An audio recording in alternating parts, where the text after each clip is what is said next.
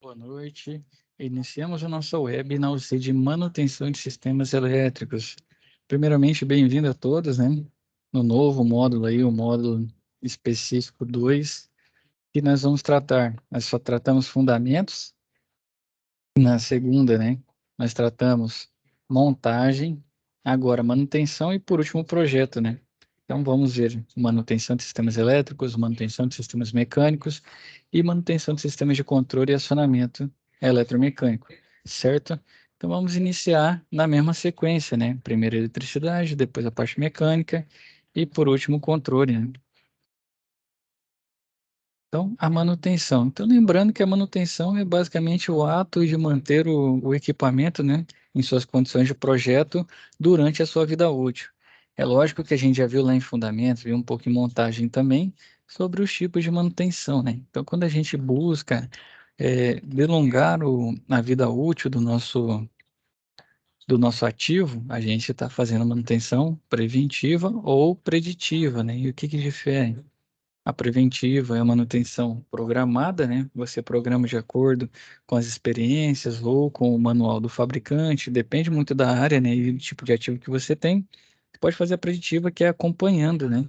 Então, um exemplo, se você for na manutenção preventiva, um rolamento é 5.000 horas de uso, né? A vida útil dele, 5.000 horas.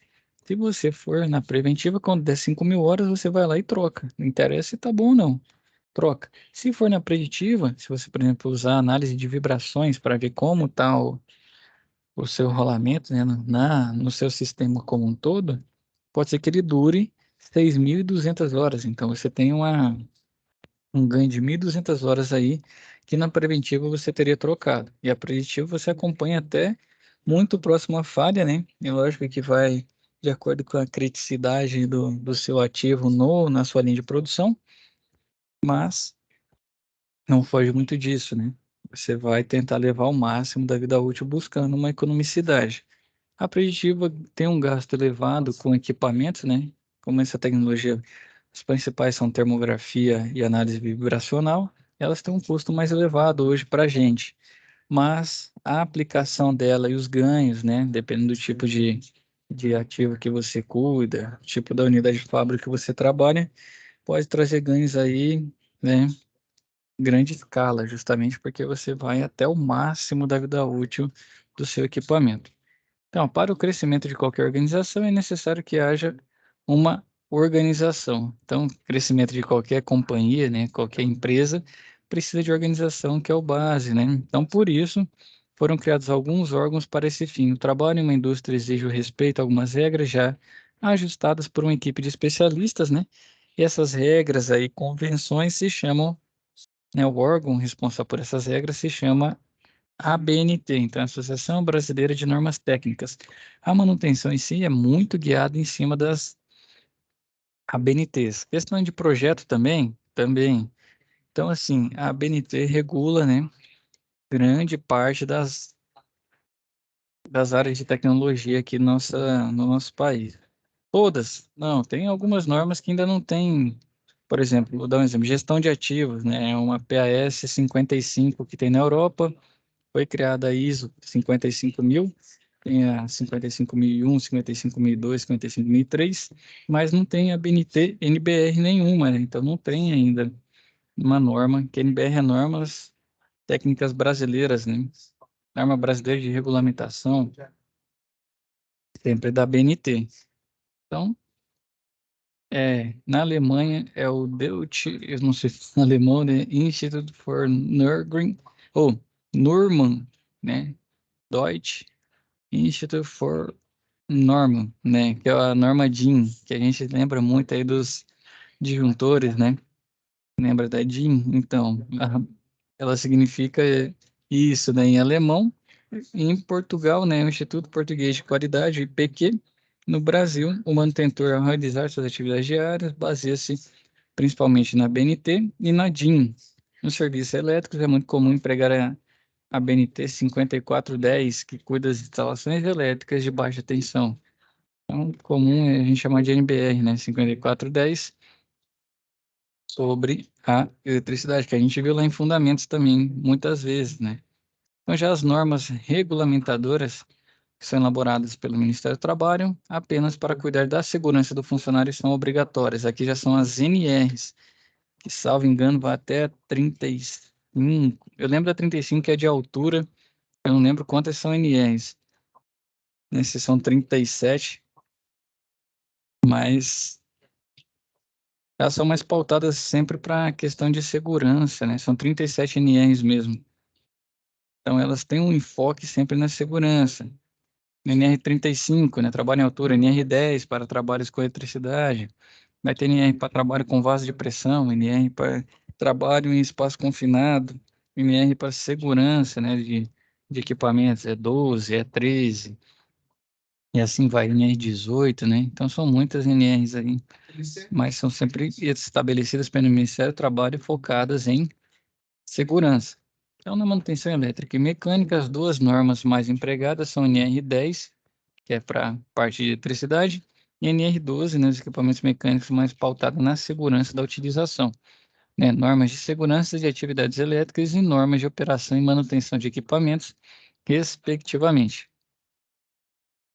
Aqui, ó, a ABNT do Brasil, norma DIN, né, da Alemanha, ANSI dos Estados Unidos, a GIS, né, JS do Japão, e a IEC da Suíça. É a norma aplicável para manutenção de transformadores NBR 5416. Ela apresenta o nível tolerável de água misturada ao óleo do transformador. Para ter tal informação, é retirado um pouco de óleo e enviado para análise em laboratório especializado. Isso focado, né, na área de transformadoras. Você precisa fazer o estudo, né, fazer a análise laboratorial para identificar como está, né, a composição lá, qual que é o nível de mistura, né, como que está o óleo desse transformador. E com isso, você vai comparar os parâmetros com a 5416. No relatório emitido pelo laboratório, haverá o percentual de água contido no óleo do transformador, comparado com a tabela existente na NBR 5416, e em função disso, o manutentor pode dizer se há necessidade da troca do óleo ou não.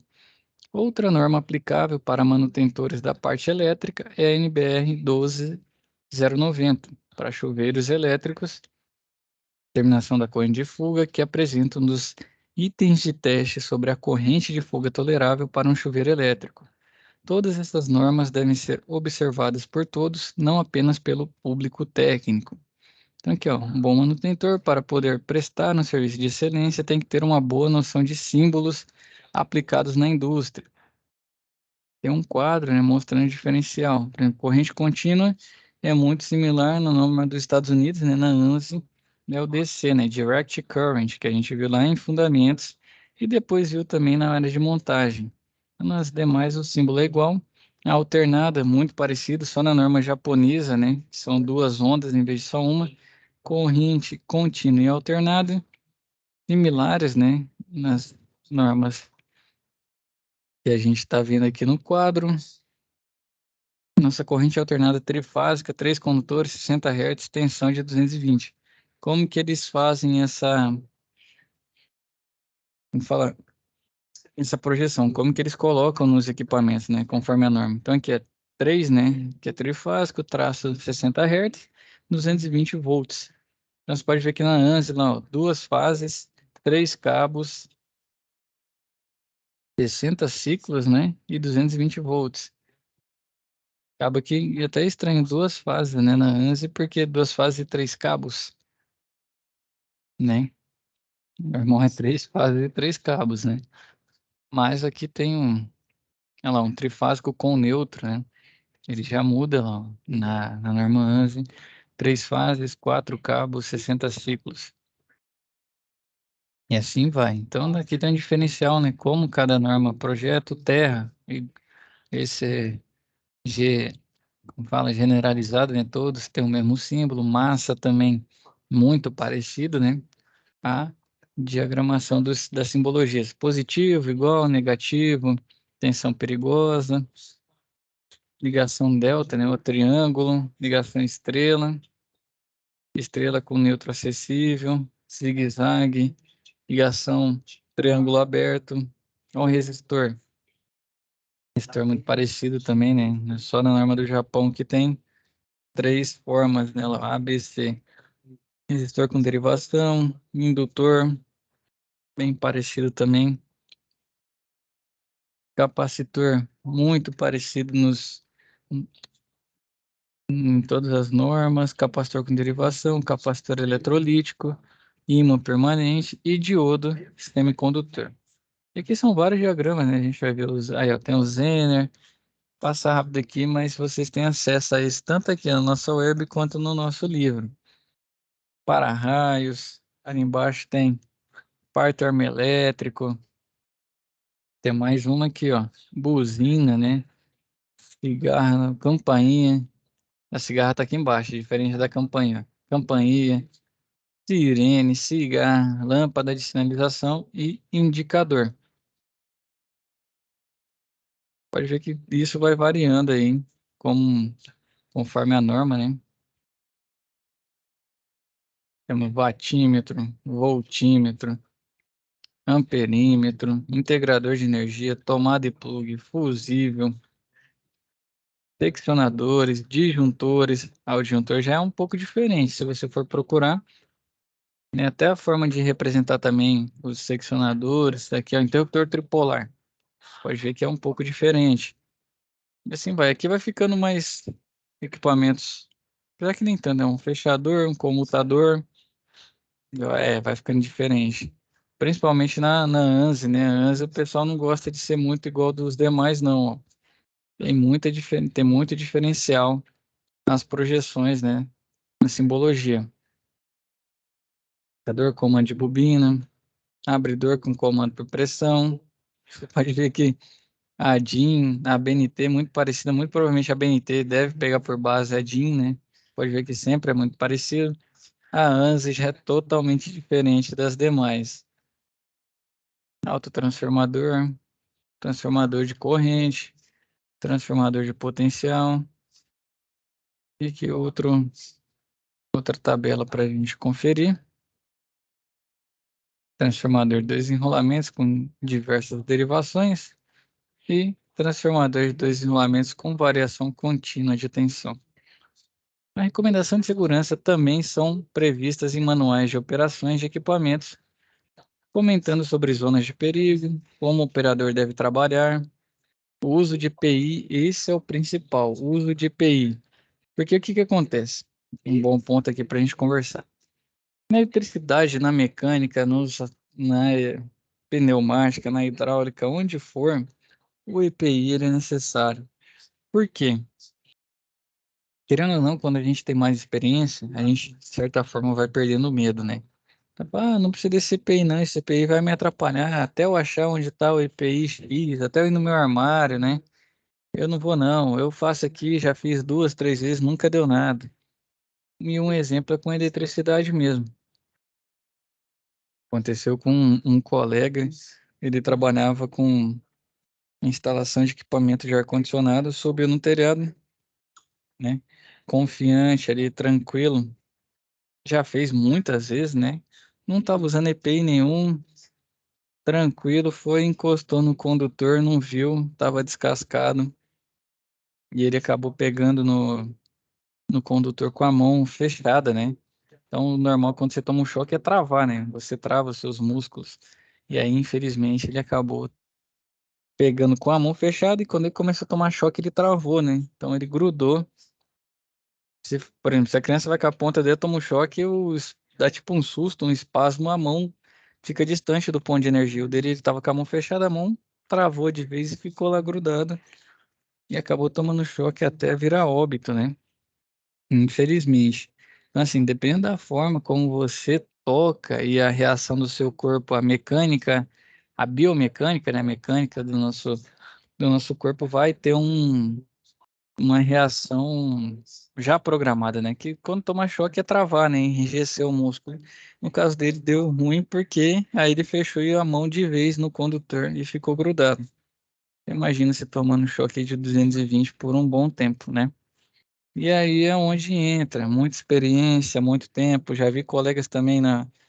Esse era instalador já, mas já vi colegas na planta né, na unidade Fábio sem EPI, que não pode, né? E lá tinha o seguinte, a política que tivesse sem EPI podia ser desligado por justa causa, e desligava mesmo, não importava quem era. Já vi casos de colaborador sem EPI, com ele usando EPI de forma indevida, aconteceu um acidente, operação indevida, trabalho em altura. Geralmente nas fábricas você não pode correr, não pode subir em lugar nenhum sem a permissão de trabalho, né? PPT. PTP, geralmente, né? PTP, permissão de trabalho perigoso, né? Se subir a uma certa altura, não pode. Você quer correr, não pode. Andar com o celular na mão, depende da indústria, não pode também, as que são mais pautadas em segurança. E EPI principalmente. Então, já vi EPI salvar a vida de pessoa. Estava usando uma esmerilhadeira, né? Para cortar um tubo e quebrou o disco. Quebrou o disco de corte e veio no rosto. Quem segurou foi o óculos, né? Se não tivesse óculos, imagina o estrago que ia fazer no rosto da pessoa. Então, isso aí, se procurar na internet, tem vários casos. Esse de disco eu já presenciei. E na internet tem 1 milhão de casos desse aí que o cara diz que tá com sorte, mas não, é o preparo, né? Então, o EPI, ele incomoda. Ou você, como fala hipócrita aqui, incomoda mesmo, né? Mas é para isso, é para proteção.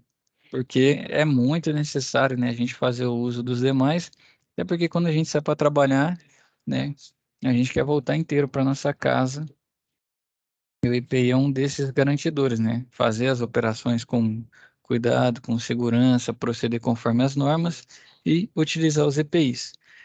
Então, ó, uso de EPIs e as capacitações que eles deverão receber para poder operá-lo. Além disso, os documentos devem apresentar avisos sobre os perigos que o operador poderá estar exposto, caso coloque eventualmente a mão em um local inapropriado, por exemplo. Outro detalhe que se espera dos documentos fornecidos pelo fabricante é que eles tenham todos os elementos de máquina identificados com seus respectivos códigos, para que a equipe de manutenção possa comprar alguma peça se houver uma quebra eventual. É isso aqui é difícil, hein? E dependendo do elemento que você recebe, você tem um manual e é complicado quando você tem esse descritivo de peças e elementos de máquinas, da máquina, né? É muito complicado. Então, o que acontece? Muitas vezes você não consegue nem especificar a peça, encontrar algo similar, porque você não tem o datasheet, né? Que é uma linguagem muito comum, que é a folha de dados, né, desse equipamento. Então, com código seria muito mais fácil a gente encontrar os similares. Sem esse código, né, o código da peça, código de identificação do fabricante, dificulta, né? E com certeza, se tiver manual, guarde. Você vai ter lá no pessoal da gestão da manutenção, se você for o gestor, monte uma biblioteca, né? Porque você nunca sabe quando vai precisar. Tem muitos desses materiais são digitais, se você já trabalha, né, com sistema de gestão de manutenção, que seja digital, né, os CGMANs da vida aí, o software, hoje em dia, deixa disponível, né, para quem está executando já, se for digital, já deixa numa nuvem, onde for, para a pessoa pegar esse dado, porque é assim, nunca vou usar. Beleza, sua máquina está lá nova, né, conforme a curva da banheira, né? Que a gente tiver curiosidade aí, a distribuição de Weibull, curva da banheira que diz muito sobre a vida útil dos ativos, né? Ele começa dando um pouco de problema com questões de instalações, parâmetros e tudo mais, depois ele fica quase praticamente sem corretiva. Beleza, você vai passar um bom tempo ali sem precisar desse manual, né? Não precisa saber os elementos de máquina, nada. Passa ali 8, depende do seu ativo, 9 anos, começa a ter corretiva. E aí, meu amigo, 9 anos depois, você vai achar esse manual como se você não guardou? Sem e-mail, sua empresa já trocou de e-mail 3 vezes, já trocou de novo em 4 vezes, você já trocou de máquina 5 vezes. Onde você vai achar? Então, aí começa o terror. Muitas vezes as máquinas que a gente usa nas plantas, né? São de outros países, e aí você vai ter dificuldade para ter um manual, porque quando você compra, faz um manual em português, te libera. Depois você precisa, você vai encontrar manual em russo, manual em italiano, manual em francês, e tudo se vai, vamos falar, vai dificultando. Então é muito importante a gente ter essa biblioteca ali guardada, né, com esses manuais, porque quando precisa, e conforme estava dizendo, a curva da banheira é bem longa, né? Depende do tipo de ativo que você tem, o número de horas que ele trabalha, o número de dias, vai ser 8, 9 anos depois. E aí, quando você vai buscar, não tem mais. Então, é muito importante fazer o registro, principalmente para o pessoal da manutenção. Então, o quadro a seguir mostra, né, a amplitude de documentos que poderão ser utilizados por uma equipe de engenharia, que é a certificado, né, documento CE. Isso aqui são as siglas, justamente o código de documento para facilitar, né, na identificação. Então, certificado de inspeção de conclusão de obra, de aferição de instrumento, de auditoria. Temos os CEs, né, que são os cronogramas, um diagrama de barras, de caminho crítico e assemelhados. Temos DE, né, os desenhos, planta, curva de nível, tabela, ábaco, gráfico, croquis, diagrama, fluxograma, anteprojeto. Temos a estimativa de custo, que é IC, né, nas fases conceitual, básico, detalhamento e contratação. A especificação técnica, que é ET, critérios de projeto, especificação de materiais, sistemas de equipamentos, especificação de processos de instalações, IM, né, as imagens, fotos, ortofatos, mosaicos, isométricos e IS, que são as instruções de serviço. LA laudo, LD lista de documento, LO lógica, MA manual, MC memorial de cálculo, MD memorial descritivo, MO modelo, MS nota de serviço, OR, né, orçamento, PT parecer técnico, RA relatório de andamento e RL um relatório. Então, lembrando, pessoal, todos esses documentos, principalmente quem trabalha. Dependendo do tamanho da planta que você trabalha, você cuida do projeto e da manutenção, por muitas vezes. Então, esses documentos de quem, ou você cuida só de projeto, né? Guarde esses documentos em local de fácil acesso, que todo mundo possa pegar. Se ele for digital, né? Busque difundir ele com os demais. Por quê? Geralmente o pessoal que trabalha com obra, projeto, muitas vezes não passa para o cara da manutenção essas informações. E hoje como que funciona? Se você tem um ativo lá, se tem todos esses dados aqui, guarda os laudos, o que que já aconteceu com essa máquina, os relatórios, né? O memorial descritivo, tudo mais.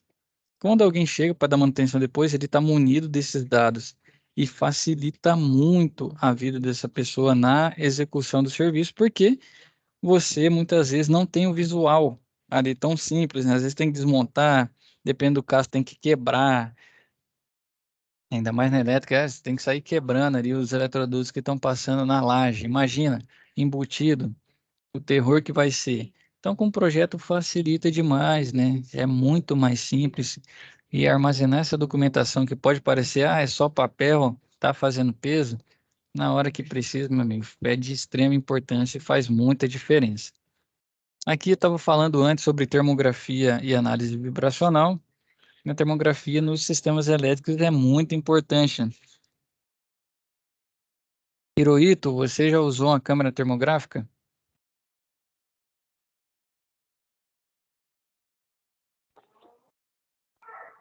Tô com a câmera desligada. Não, você já usou câmera termográfica? Ah, não. Ainda não. É uma que apresenta imagens assim, ó, que você vê a diferencial de temperatura. Ah, sim. É uma desse jeito aqui, ó. Pessoalmente nunca usei, não, mas sei qual que é. Sabe, né? Então, a termografia, principalmente na área de elétrica, ajuda demais. Um exemplo, você está com um problema no quadro de um disjuntor desarmando. Muitas vezes você vai lá, mede a corrente e tudo mais, e vê que muitas vezes está com um valor muito próximo. Aí você vai ver a temperatura, o que está acontecendo? O seu ponto de aperto de conexão do seu condutor com o disjuntor está frouxo. Aí está escapando o condutor do encaixe, né? Então, um reaperto ali resolveria o seu problema. Se você não tem uma câmera termográfica, o que que você faz no quadro? Sai reapertando tudo, e tem quadros gigantes, né? Mas tem que ir lá, reapertar, reapertar, reapertar. Com a câmera não, você vê quais os pontos que estão com o torque menor, né? No caso, o parafuso está mais frouxo. Você vai lá e reaperta os pontos certinho, né? Onde está com a dificuldade. Então, a termografia ajuda nisso.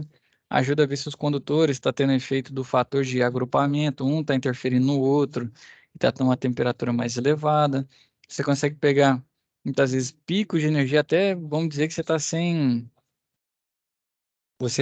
o seu, vamos dizer, um alicate amperímetro, tá só com a câmera. Se você é um ponto muito quente, você já consegue descobrir o seguinte: um condutor está com uma temperatura elevada, um dos pontos que pode ser é que ele está passando uma corrente acima do que ele suporta. E aí você já sabe que o seu ativo tem alguma divergência, né? A câmera vai te dando indícios para facilitar. Então, a termografia é a técnica de ensaio não destrutivo que permite o sensoriamento remoto de pontos ou superfícies aquecidas por meio da radiação infravermelha. Essa técnica é muito usada na manutenção preditiva elétrica, quando há necessidade de saber o estado dos elementos elétricos, especialmente disjuntores responsáveis por equipamentos vitais para a produção. O equipamento é uma câmera digital com recurso de infravermelho que consegue medir temperaturas internas do contator, disjuntores e outros componentes, com o intuito de encontrar aquecimentos em contatos ou conexões. Sem a necessidade de contato físico com o dispositivo investigados, só através de imagens. O profissional tira uma foto normal do elemento e uma usando o sistema infravermelho, que demonstra a temperatura real do corpo. Essas informações dão credibilidade para um relatório que será enviado à equipe de eletricistas. Dessa forma, eles podem se antecipar na compra de algum elemento que eventualmente não tenha na empresa para futura intervenção. Em uma subestação, por exemplo, quando é feita uma limpeza, encaminha-se uma ordem de serviço para se fazer os reapertos de todas as conexões possíveis encontradas no ambiente para evitar mau contato. Então, com essa tecnologia aplicada, a equipe se concentra apenas na conexão que está com problemas, que eu estava dizendo para vocês. Imagina você reapertar tudo. Quando você não tem essa tecnologia, você não tem como adivinhar. Então, o que que eu faço? Eu não sei se algum está com problema, e eu vou lá e reaperto todos. Com a câmera você consegue ver qual está legal, qual não está. Então, você tem um ganho de tempo elevado, facilita sua manutenção, isso só em preditiva e preventiva. Na corretiva, então, para você identificar um desvio, né, uma falha ali, ele ajuda demais também.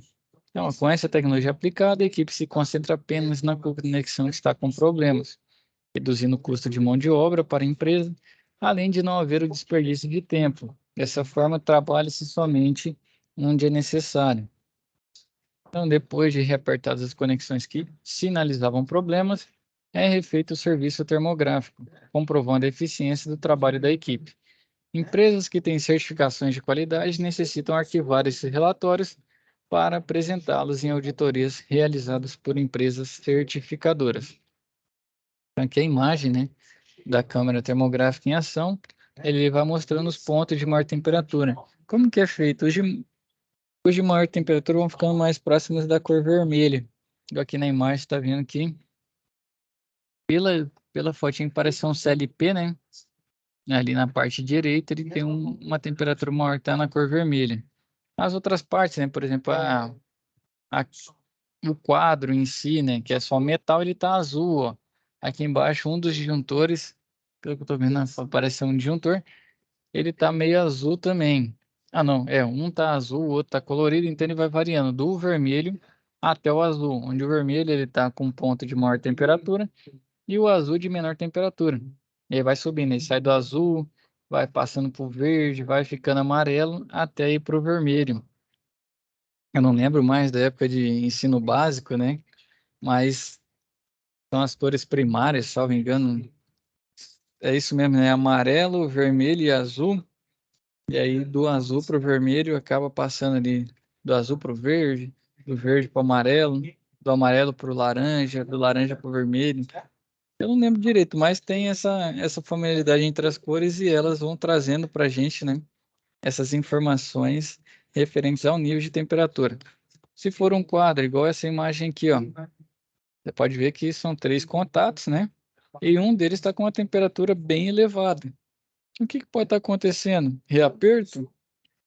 Pode estar desbalanceado, muitas vezes aqui distribui para circuito monofásico, é desbalanceado. Outro ponto também bom para ver, né? Se a gente for aplicar na indústria, vem trifásico, mas quando vai alimentar, por exemplo, as salas administrativas, geralmente chega monofásico. Então, vai tirando uma fase do R, uma fase do S, uma fase do T, para ir ligando os circuitos. E por muitas vezes, né, geralmente quando o pessoal não guarda os documentos de projeto e tudo mais, vão fazendo as adaptações e aumentando, né, os circuitos. Se não tomar cuidado, né, o cara não tiver um projeto, ele vai meio que medir corrente ali. É lógico que ele não consegue simular, por exemplo, tem uma máquina que tem uma corrente elevada, mas ela não liga por muito tempo. Quando ele for fazer o teste na medição, se ela não está ligada, ele tem um dado inconclusivo, né? Aí ele acha que as três estão balanceadas e já tem uma desbalanceada por causa dessa carga muito grande. O que que ele faz? Vai e coloca um circuito novo nessa mesma que já estava balanceada. O que acontece? Pode ser que até o condutor já chegue no seu limite, passe do limite, então por isso que as informações de laudo, descritivo, memorial descritivo, questões de projeto são importantes armazenar, justamente para as futuras adequações, né, os aumentos de circuitos e assim vai. E que pode ser um desses casos, né? A gente tem ali RST, você tem a fase T sobrecarregada na imagem da esquerda e nessa imagem da direita aqui aparentemente é um barramento, né? Porque a câmera ela é só infravermelho, ela não faz raio-x, nem apaga nenhum elemento.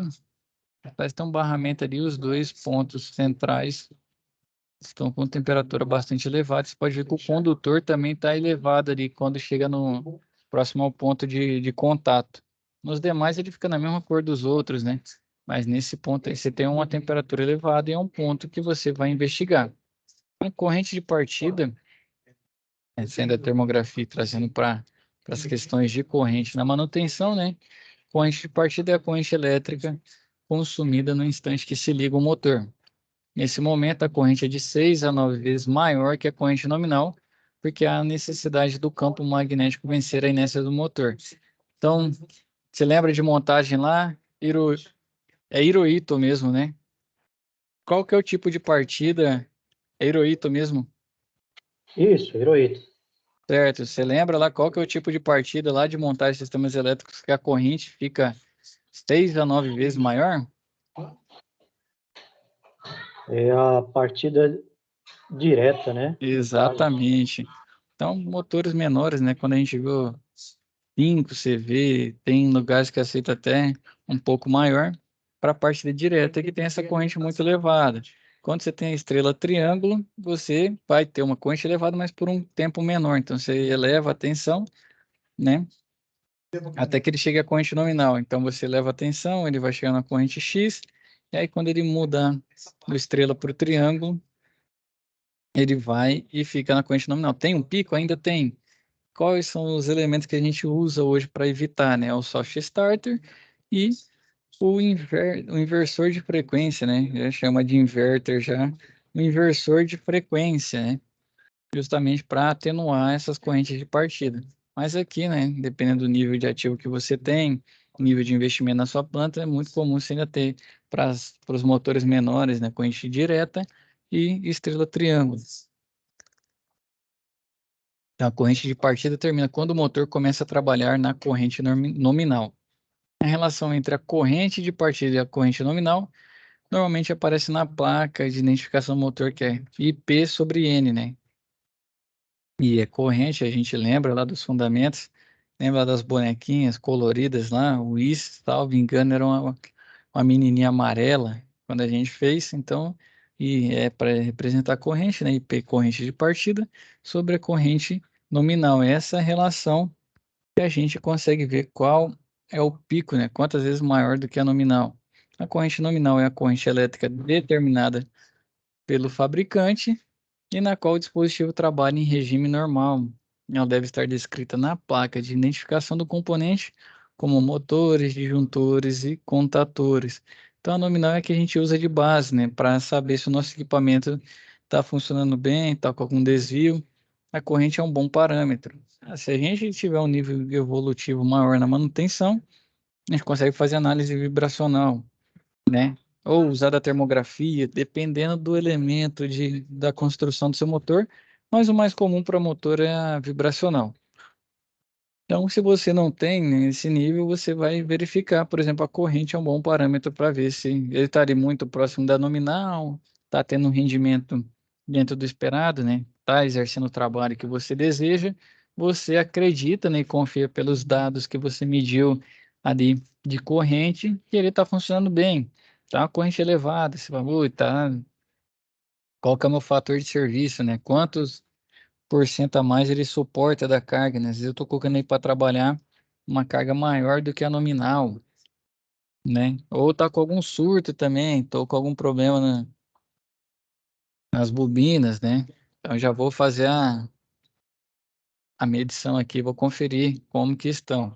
Então a corrente acaba sendo também um bom parâmetro aí para os manutentores. Entrando agora na potência ativa. E se todo mundo lembra, Heroíde, você lembra lá, potência ativa, potência reativa, as duas somadas dão potência aparente, lembra lá dos fundamentos?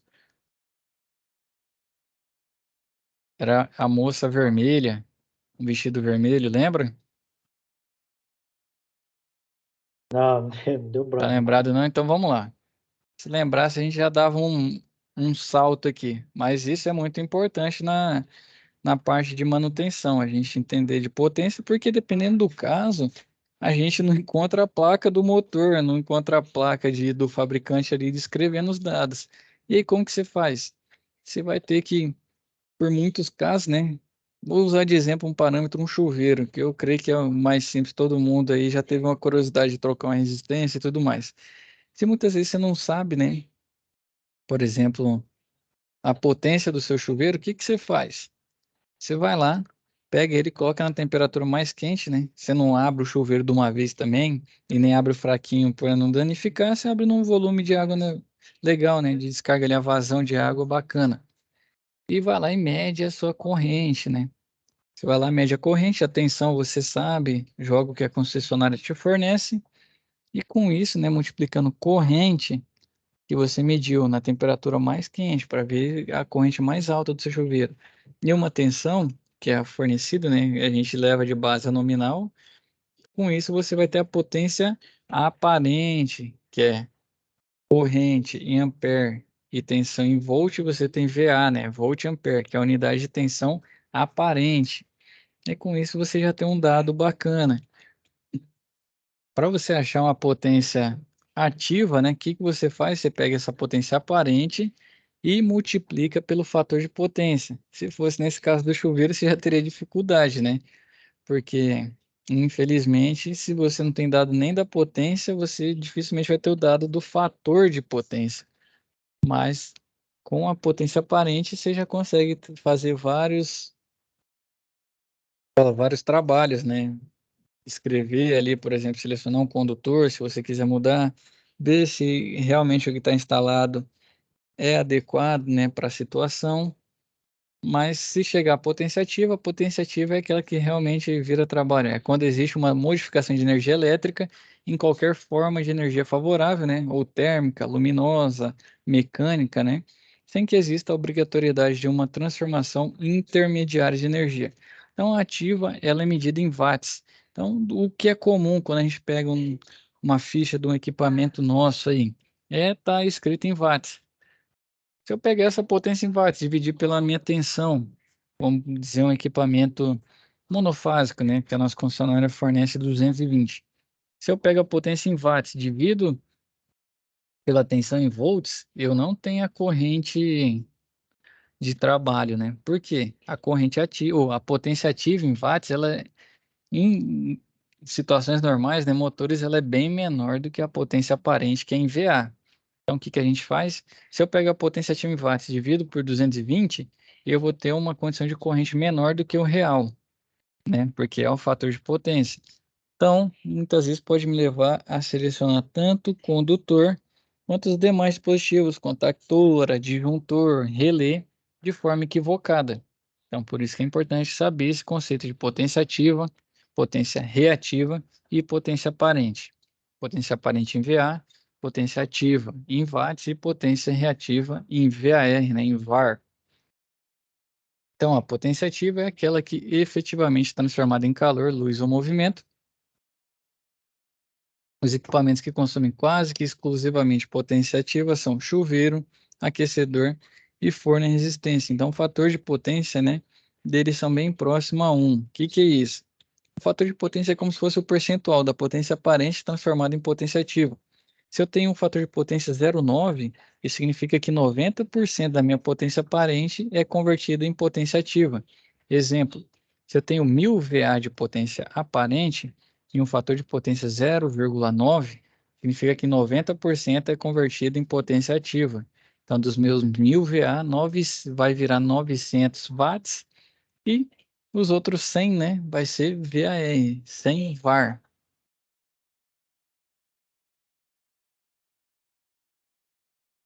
Então, esse é o conceito, né, que a gente tem que levar em consideração. Então, para calcular a potência ativa em um circuito monofásico, emprega-se a seguinte equação.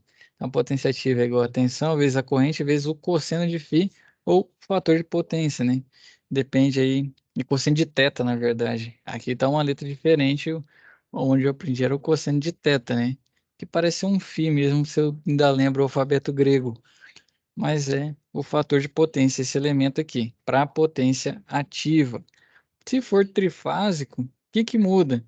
Temos no raiz de 3, né, que é a defasagem entre as fases.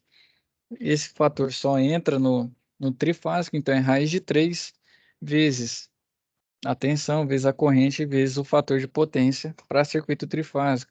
Raiz de 3 é a correção para a defasagem entre as fases. Então aqui, de onde que vem o fator de potência? Tem o ângulo φ. Então aqui, ó, a potência aparente, a hipotenusa. Quem lembra lá de Pitágoras, né? Falava na escola, nunca vou usar isso aqui. Que dia que eu vou usar na minha vida? Chegou o dia de usar. Então, a aparente é a hipotenusa e os catetos são a potência reativa e a potência ativa. Então, o que acontece? Se o ângulo é menor, né? Então, é o cosseno que a gente faz. O que que é o cosseno? É o ângulo, é o oposto e o adjacente, né? Então, é o adjacente sobre a hipotenusa, né? Então, o adjacente é a potência ativa, que vai estar em watts, sobre a hipotenusa, que vai estar em VA. Esse é o cosseno de θ, né? Eu conheci θ aqui, tá φ, que é o fator de potência. Então, para estudo de fator de potência, é necessário que o manutentor conheça o teorema de Pitágoras, que determina a soma dos catetos do quadrado. A soma dos quadrados dos catetos é igual ao quadrado da hipotenusa. Inverter a palavra no texto aí. Então, o ângulo formado pelo cateto adjacente à hipotenusa é a letra grega φ, realmente é o φ. Então, a seguir, estão apresentadas as relações trigonométricas do triângulo retângulo. Então, usando o princípio matemático, né? A representação é cateto adjacente sobre a hipotenusa. Se esse ângulo vai ficando menor, quer dizer, se esse φ é menor, né? Quer dizer que a sua potência reativa vai ser menor e, consequentemente, a ativa maior.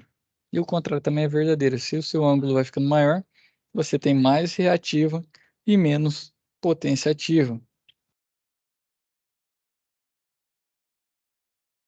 Então, para as equações, né, com as equações anteriores, é possível calcular os valores de potência ativa, reativa e fator de potência. Então, perceba que o fator de potência é o cosseno do ângulo formado entre a potência ativa e a aparente. Essa grandeza não tem unidade, ela é chamada de grandeza adimensional. Então, ela varia de 0 a 1, né? Então, se você tem um fator de potência 0,5, significa que 50% da aparente vira ativa e 50% da aparente vira reativa. Se você tem um fator de potência 0,85, 85% da aparente vira ativa e 15% da aparente vira reativa, né? Então, na prática, os profissionais conhecem o fator de potência por um instrumento que é instalado no painel, no primeiro painel de distribuição elétrica da fábrica, após o transformador. Esse instrumento é chamado de indicador de fator de potência, e com essa medida, mais a medida de potência aparente consumida, chega-se à dedução das outras potências usando as equações apresentadas anteriormente. Certo? Hirohito, aqui os nossos slides seguem por mais um tanto aqui, né? Mas aqui já na sequência tem outro web aula com outro pessoal. Então, quero te perguntar até aqui, se tem alguma dúvida, como que tá? Tá, beleza. Até o Eu fator de fiquei sim potência. fiquei sim meio perdido, mas eu vou pegar novamente essas informações e vou reler elas Sim, para poder entender e gravar melhor. Fechado. É aqui é tudo linkado com as UCs anteriores, de fundamentos e de montagem. Então, o que acontece? Veio fundamentos, né? Elétrico, depois mecânico, depois de acionamento. Aí depois, agora, montagem, no último módulo que passou, montagem, elétrico, mecânico de acionamento, e agora manutenção elétrico, mecânico de acionamento. Então, tudo que vai ter aqui na área de manutenção vai linkar com as duas de fundamento e de montagem.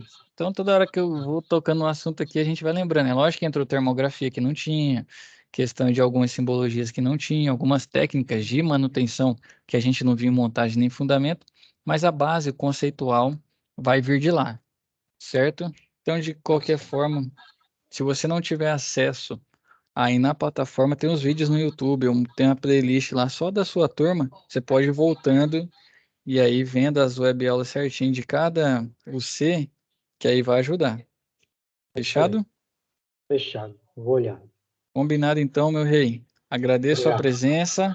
Fique com Deus. Bons estudos, né? Mantenha se estudando aí pelo menos 1 hora por dia. Dá uma lida no material, que a manutenção é muito de prática, mas quando você tem a técnica fica mais fácil, né? Uhum. Geralmente, quem tem a técnica é muito mais rápido e efetivo no mundo da manutenção do que quem não tem. Quem tem só a prática em si, muitas vezes não sabe os atalhos, né? E aí, com certeza, a leitura aí vai ajudar muito. Então, pelo menos 1 horinha por dia aí, conforme é o nosso desenho do EAD, e que esteja presente na próxima aula, tá bom? Fiquem com Deus e até a próxima. Até a próxima. Obrigado. Boa noite. Com Deus, tchau, tchau.